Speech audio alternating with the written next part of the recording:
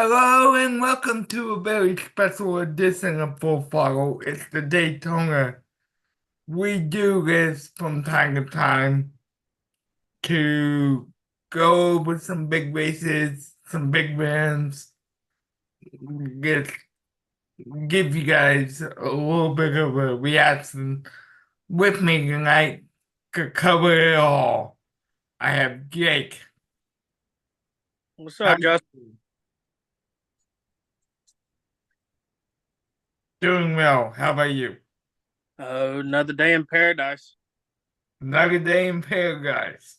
So, talk, talk to us, Jake. First time on the show, Yep. and what did you think of the race this weekend overall?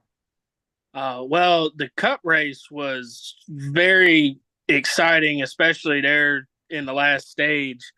I didn't get to see much of the Xfinity race because we were league racing on Friday night. I had it on my other TV, but the cup race, I went from the highest to highs to the lowest to lows real quick on that second to last caution because I'm a big Josh Berry fan. So I was really hoping he was going to get his first win, and then just like Daytona is, as quick as it brings you joy, it brings you sorrow, and I was just hoping that he was all right after that nasty crash he took upside down to the inside wall. Yeah, I know it. I was stuck at a wedding and just thought, Oh watch yeah, what I could and saw highlights and it's like saw him go over and first thing I thought of was, is he okay? oh yeah. It was a good probably 5 8 minutes that we were sitting there like hoping. Well, it felt like an eternity, but I was just waiting for him to get out the car, and when he finally got out the car and waved to everybody, it was definitely a sigh of relief. Yeah. So tell us, um, so how long have you been a NASCAR fan for? Because I just met you not too long ago.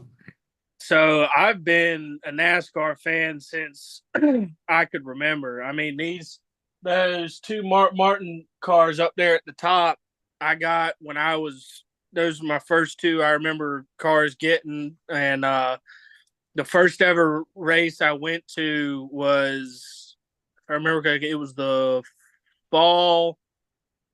Was it the fall? I can't remember if it was. I think it was the fall race at Charlotte in 2005. Um, it was the same year of Rusty's last call, and the first time Mark Martin retired. But no, I remember, as long as I can go back, remembering that Dad and I, we'd come home from church on Sundays and watch the NASCAR race, and so I've been a fan ever since. So now that I've gotten older and have a little bit of adult money and nobody to tell me no, I've kind of gotten into the collecting aspect of it. But so Yeah.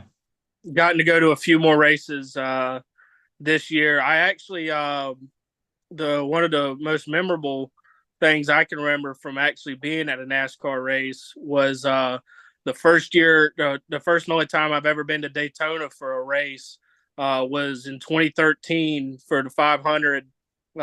First year the Gen 6 cars, and that was also the same year that Larson went up into the fence in the 32 Clorox car, and it stopped sliding right in front of where Dad and I were sitting. So I mean that was wild, actually getting to see a car go up into the fence at Daytona. I'm sure. I'm sure. And for me, it, it's kind of bittersweet. I'm glad to see Harrison Burton. Your reaction to Harrison Burton winning at Daytona this week. I mean, I think it's going to be great for his career. I mean, I have no issue with it. I'm a little biased to blue ovals, so I was glad to see a Ford win it instead of Chevrolet or Toyota. But I mean, it's good for Harrison. He's out of a ride.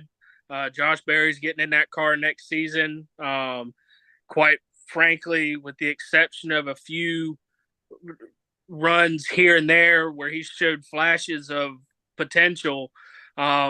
Besides his win at Daytona, what has Harrison Burton really done in the 21? So I think this is going to be a boost to his resume and help him getting a ride for next year, whether that be in Cup or Truck or Xfinity or wherever. I think that's definitely something that helps him add to a resume. And it's really cool that he got the Wood Brothers 100th win Yeah, Daytona.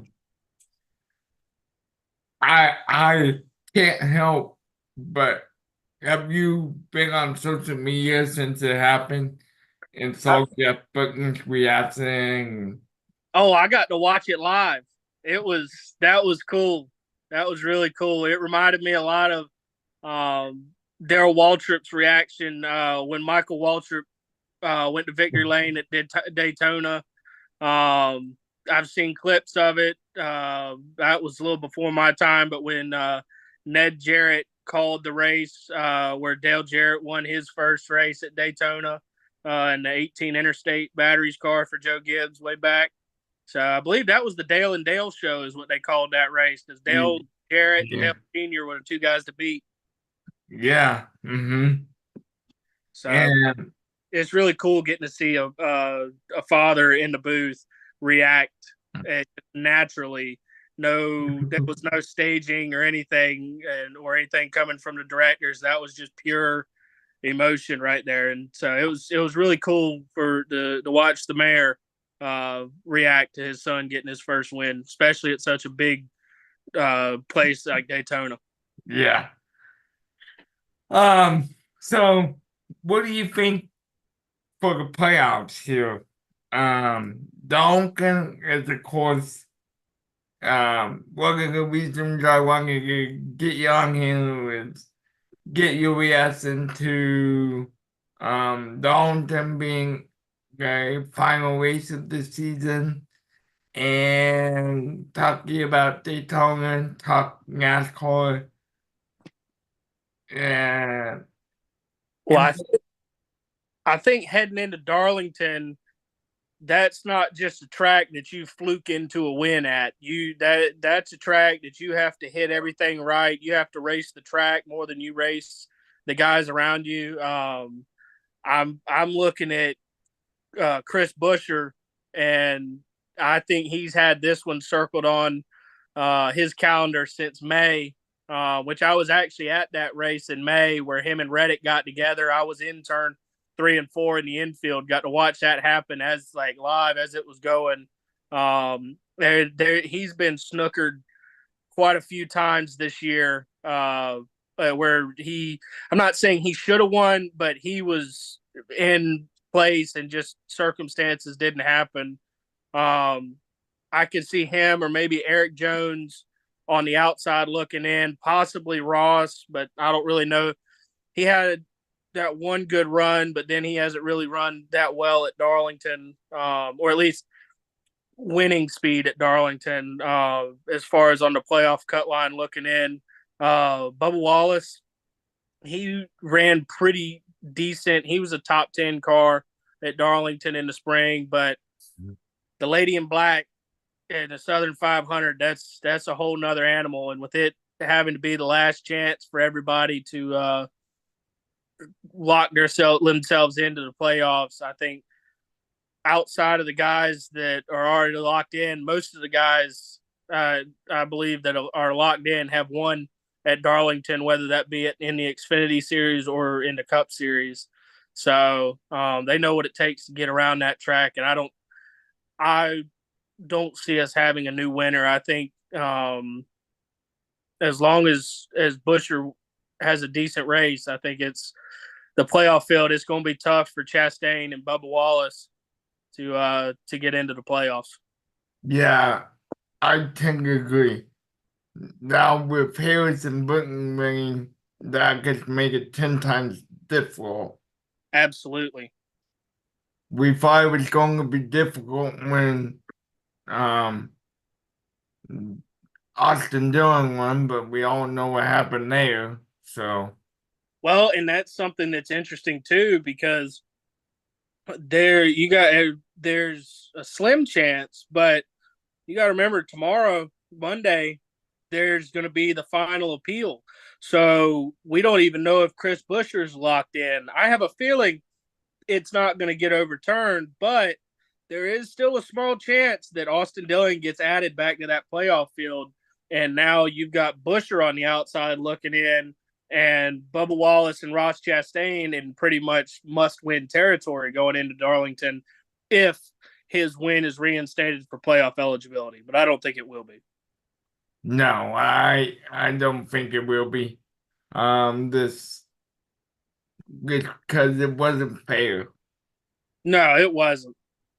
So, and Um, I don't have any issue with what he did to Logano. I mean, that's the beast or the product of this whole winning you're in. And the guy yeah, 30, I think into that going into that race, he was 32nd in points, and he should have won the race. And Ricky Stenhouse and Ryan Preece get together, not even racing for position, and bring a caution out that pretty much screwed him out of that win. Or I guess he still got the win in his own way, but he had to do it a different way than um, what was playing out naturally. Now, this may be a controversial take, but I think the whole Austin Dillon, and Denny Hamlin, I think that's kind of a 50-50 deal, because Denny was coming up the racetrack, going the normal racing line off the corner, and Austin was just trying to keep him down. I think Denny was trying to clear himself, thought he had more speed than he did or whatnot. So I think half of that wreck is on Denny, half of it's on Austin Dillon. But I mean, there's no question he punted Logano, but we've seen that before for wins, and so hell, yeah, Joey got mad, but Joey's moved several people for wins. Maybe not as egregious, but he's still spun people out and for a win. One that sticks into my mind is early in his career. I'm a little biased when he spun Mark Martin at Pocono. What was that, 2013? I think 13 or 14. I think 13. Um, at Pocono, he spun Mark out for the win, which probably would have been Mark's final win. So, but I don't know. It's a chicken shit move, but I understand it. NASCAR is the one that has put everybody in that position where they feel like they can win. They're in. I mean, that's the rules.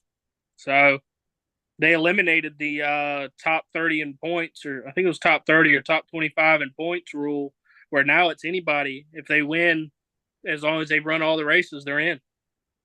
yeah.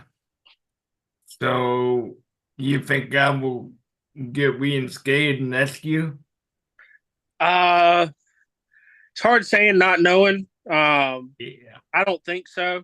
I don't think that that's been in any topic of conversation other than fans saying, "Well, this rule was there last year, but not this year," and so I don't see it getting reinstated. But who knows? NASCAR surprised us before.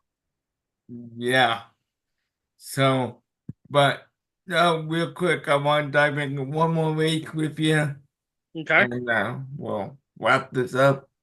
And the race I want to wrap uh, up with is Atlanta. Atlanta's going to be the first race of the playoff. So, what do you look for there? Well, you look for that. I mean, it's almost as wild card as Daytona or Talladega. I mean, especially with the new high bank and all that. I mean, Suarez has come back a little bit, but he kind of fell off and was almost not to be heard of after his win in Atlanta earlier this year, and the couple races after that. He's really been a non-factor in almost all the races. I mean, hell, last night the most screen time he got on TV was because Denny Hamlin caught his car on fire. Uh, so, but I think Suarez is looking at this as his chance to get into the round of 12. Um, but I mean, your normal uh, contenders at the speedway tracks. I'm looking at Blaney, Logano, Keselowski, Busher. If Corey LaJoie can get his head out of his ass, I think Corey has shown that he can have speed at Atlanta. Um, but it's going to be one of those races where you have to make all the right decisions and miss the big wrecks and put yourself in them first couple rows there at the end of the race, and hopefully you'll come out on top. But that's another one of those races. I like it being in the playoffs. I mean, I think it's fun. I don't think it belongs anywhere but the round of 16.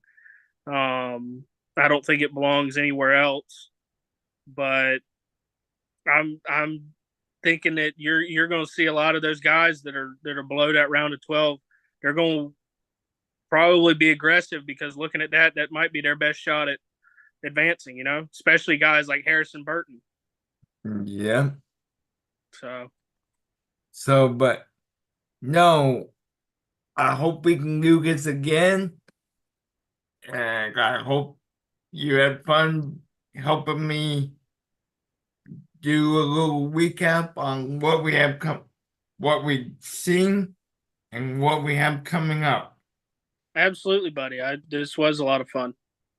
And and Tuesday, we will have none other than Carson Crawford on the channel this Tuesday, 5:30 p.m. Eastern Time. It's the recording time. So Well, I that will see you then. sounds good, buddy. That sounds like it'll be fun for you. I got to meet Carson back in Darlington at the May race. He was at the JRM trailer, and got to talk to him. He's a really nice fellow, quiet, but he's very articulate and thought out with what he has to say. So I think you're going to enjoy that interview a lot. All right. So until next time, this has been Full Follow with Justin Puster. Goodbye, everyone.